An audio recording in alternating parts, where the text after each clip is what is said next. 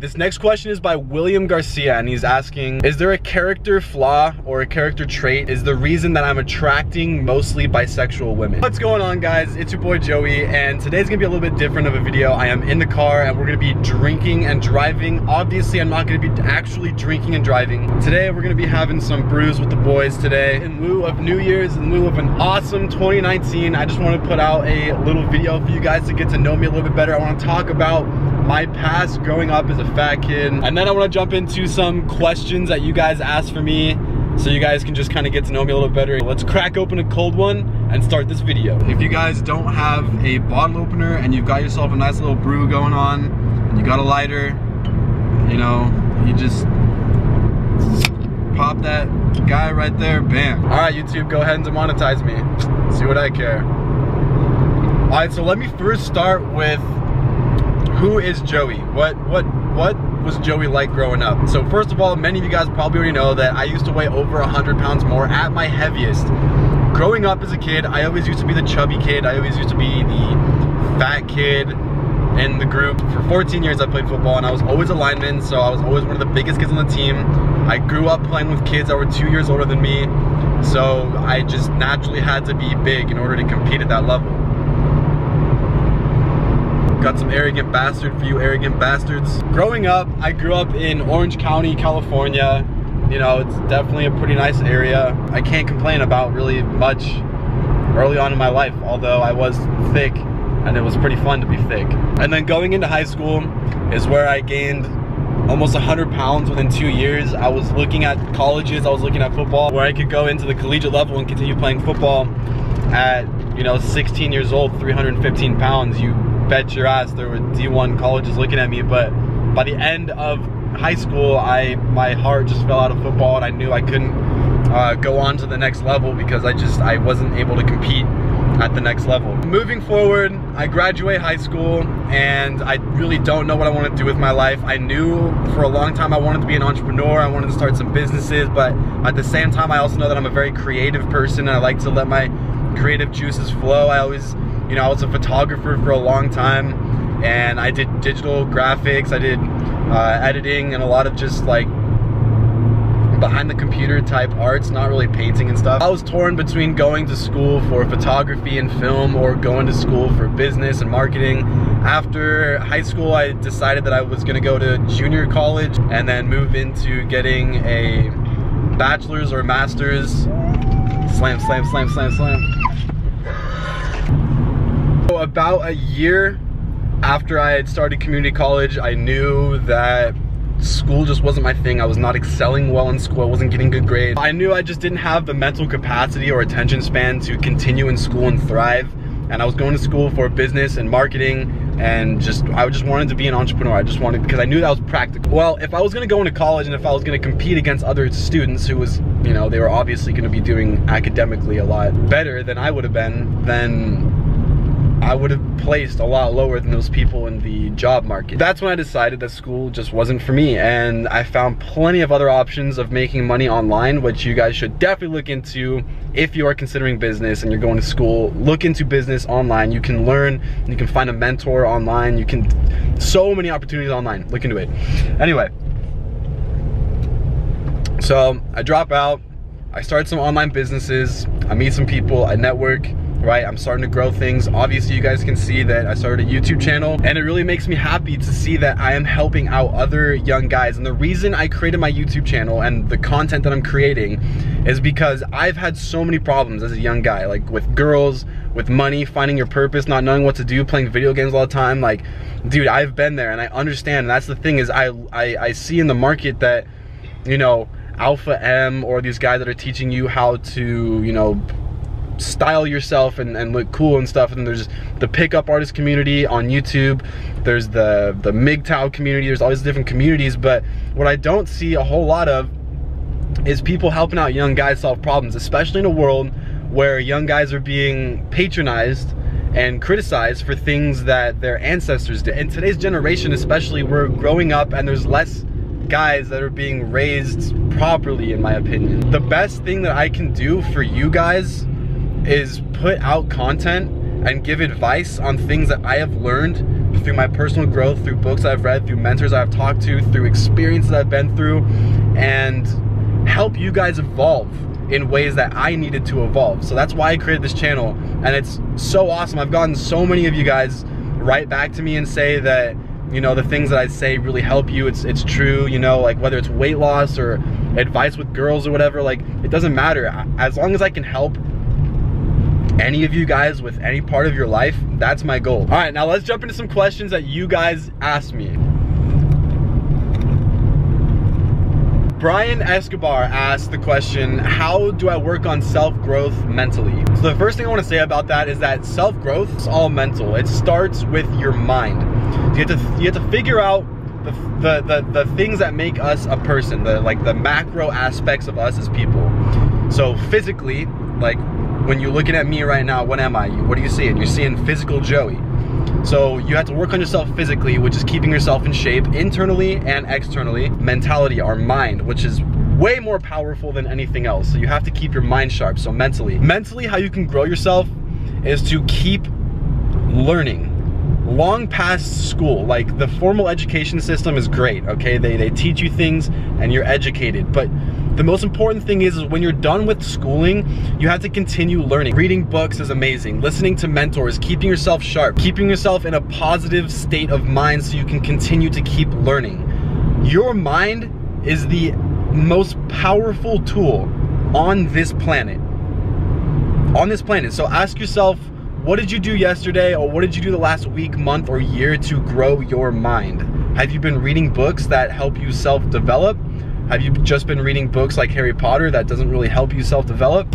What my recommendation for you is to find something that you are interested in or passionate about and try to pick apart that very, very specifically. If you're really into football, learn every aspect of football, because football is more than just 11 guys against 11 guys on the football field. Every game is a strategy game, so you have to understand each strategy and why it works on the offense and why it works on the defense. Understand why each position exists. Understand how important each position is, okay? You have to understand that specific subject, so find something that you're interested in and learn as much as you can about it. Just keep expanding your knowledge on that one specific subject, and that's my recommendation to continue growing yourself mentally. Just do not stop growing your mind.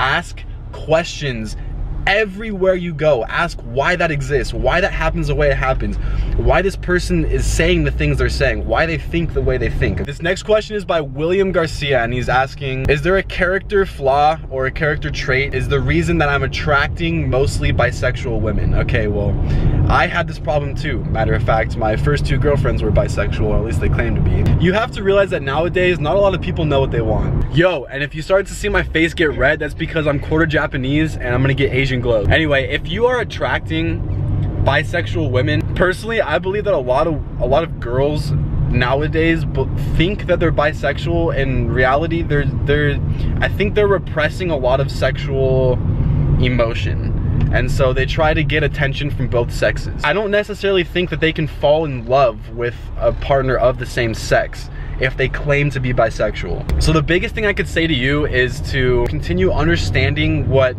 the difference between masculine and feminine essences are. Now, this is not the same as man and woman. Man and woman is not the same as masculine and feminine, okay? Because there are women who are higher in masculinity, also a ton more women higher in femininity, obviously, and then vice versa. It doesn't matter if she's bisexual or if she claims to be bisexual. If she's attracted to you and she wants to be romantic with you and fall in love with you, that's all that matters. The best advice I can give to you, bro, is just keep growing. Keep on growing. Identify what you want and keep growing, and then let that come to you. Be in the mindset, instead of going out and trying to find someone that's like perfect for you or someone that's not bisexual.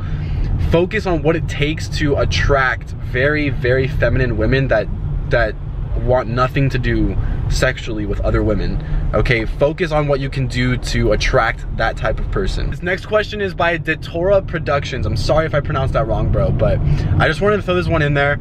And I know I answered this question on the video itself, but I think this is a good question that everybody should hear. What do I mean by bringing value to a girl or bringing value to a relationship? What do I mean by value? So value basically just means what can you bring to add to something that doesn't already exist. So if you're in business, what kind of value can you bring to the marketplace, right? Think about Jeff Bezos. This is the example that I used in that comment. What did Jeff Bezos do to earn $150 billion? What did he do? He brought to the table a ton of value. The amount of income that you earn is directly proportionate to the amount of value that you bring to the market. So if you're working at McDonald's and you're only making 12 bucks an hour, that's because anybody can do that job. But if you do something like create an online marketplace across the entire internet for the convenience of people to shop online and not have to go to the store, and that the product will arrive at your house in 2 days, that is so much value that the entire world has agreed to basically make Jeff Bezos a billionaire because of the value that he brought. And that's the same thing that goes into relationships. So what is the value that you bring to some other girl? Well, are you just some average looking guy? Because she can get just some average looking guy. Do you have just some average job? Because they can find a guy with some average job, right? What value are you bringing? Are you bringing more value than other people are bringing to the table? That's what I mean by value. What are you bringing that other people are not? So this next question is by William. How do I recommend getting better night's sleep? Well, let me just start with my sleep cycle. So every day, I usually wake up every single day at 5 o'clock in the morning. I'm more productive in the morning than I am at night, so I capitalize on that time. If you are more productive when it comes to your purpose or your work or doing homework or studying, if you're a lot better at doing that at nighttime, then sleep in and stay up later. For me, I can get a lot more done before 11 o'clock in the morning. So if I can wake up at 5 or 6 a.m., that gives me 5 or 6 hours to be completely productive, do a ton of stuff in the morning, get a bunch of work done, and then the rest of the day, I know that like I can just chill, or like if I don't get much more work done after 11 o'clock, it's okay because I did a lot of stuff in the morning. That's why I wake up in the morning. It doesn't necessarily matter when you are working or when you sleep or when you're awake. Figure out when you're the most productive and adjust your schedule to that. So I would say, obviously, if you are a teen or if you're under 25 years old, try to shoot for 8 hours of sleep, 7 to 8 hours of sleep at least, or 9 hours of sleep. When you get a little bit older, you can continue to have the same amount of energy throughout the day on 5 or 6 hours of sleep. All right, boys, we're going for brew number 2, which is Breaking Bud. Here, hold up. I've personally found that holistic solutions like CBD oil helps you get an amazing night's sleep. Like I don't dream normally, but when I take CBD before sleep, I have very vivid dreams and a very long, hard night's sleep. And then that obviously results in a better day the next day because you were able to sit in that REM sleep for a lot longer. The Sci-Fi Dragon, I did not forget about you, bro. You've got 7 questions for me and we're about to answer all of them right now, and half of them are political. And I was debating whether or not I should even answer those on my channel, but I don't give a shit. I'll answer them. I'll be straight up with you guys. I'm really not that political. I don't keep up with anything politics. Politics does not affect my life directly. There is nothing that I personally can do to change anything politically. So I do not spend my time, energy, focus, brain cells on politics. Although I do believe it is good to keep up with the times and understand what's going on. But to argue with people and to just push your opinion, man, like, you're only going to create more chaos in society. So that's before I jump in, that's what I gotta say. Number 1, am I conservative, liberal, centrist, or libertarian? I took a test senior year in my econ class, no, in my civics class, and everybody in the class took like a little personal quiz. I think like 198 people out of all like 4 of this teacher's class was like moderate conservative, moderate liberal. There was like 4 like completely liberals, and there was 2 conservatives, and I was one of those conservatives. Apparently I'm conservative. I really don't care what I am. I mean, if Hillary says something that I agree with, then I'll agree with it, right? If Trump says something I agree with, I'll agree with it. Although for the most part, I do not agree with what Hillary says and does, and I do agree with a lot of what Trump is enacting, although I do believe that sometimes he can be a little extra for a president. I am registered as a Republican. I'm registered as a conservative. I'm telling you right now, like, I don't care what you are. I hope you don't care what I am, because it doesn't change the fact that I'm trying to help you guys develop yourself. Number 3, what do I think about Donald Trump? I like this question because I did not know much about Donald Trump before he was elected, and then after he was elected, I started looking into him a lot. Now, there is a reason that Donald Trump took a small loan of $1 million. I know that's a lot of money. He's built a multi-billion-dollar empire, and that's very respectable. I don't care who you are. If I gave anybody $1 million, 99.9999% of the population on this earth would still not be able to create a multi-billion-dollar empire. There was a documentary on Netflix that I watched about Donald Trump, and it's both ways. It's pretty unbiased, I would say.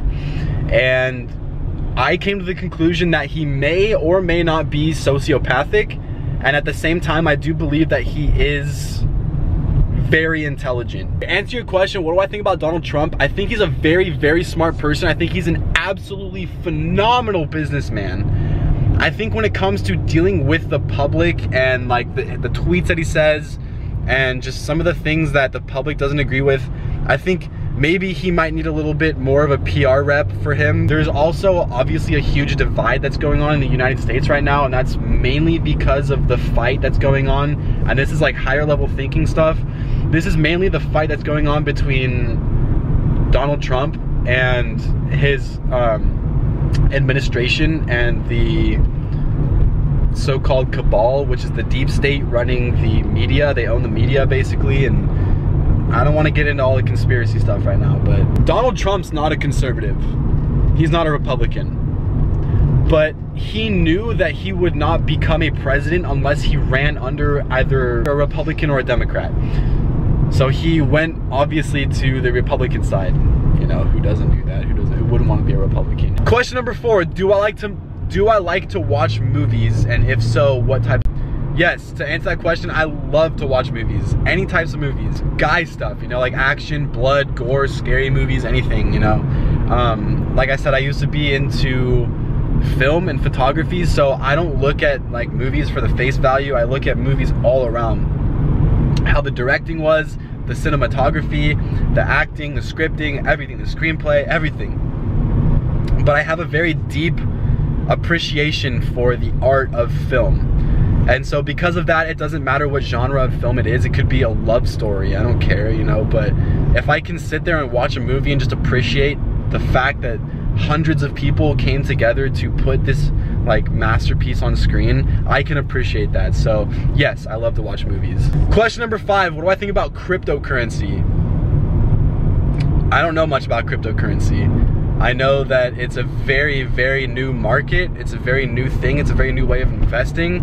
One of my buddies made $250,000 in one day off cryptocurrency. So does it work? Yes. Is it stable? I don't think so. But I don't know much about crypto, so I'm not gonna comment on that. Question number 6, do I think men are more visual when it comes to finding a partner than women? No. I think if you just come to the conclusion that, oh, guys only care about looks, or girls only care about how jacked you are, that's very, very surface level thinking. You have to understand why. Think about our senses. So appearance is visual. Like, you can't hear appearance, you can't taste appearance, you can't smell appearance, you see it. It's a visual sense. So why do guys get turned on, or why do guys generally prefer girls who are a certain build than other girls? It's more of a primitive instinct than it is anything else, because if you look at a woman and she has a big butt, that's what we see for surface value. Oh, we like big butts.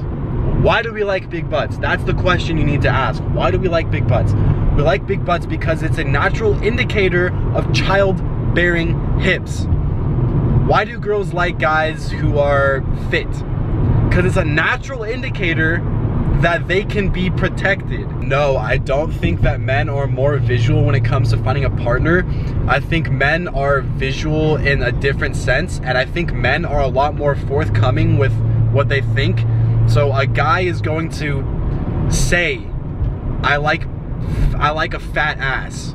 They're more likely to say that than a woman is to say, I like jacked guys, okay? That's the thing. I think we're both equally as visual when it comes to finding a sexual partner, but I think we look for different visual aspects.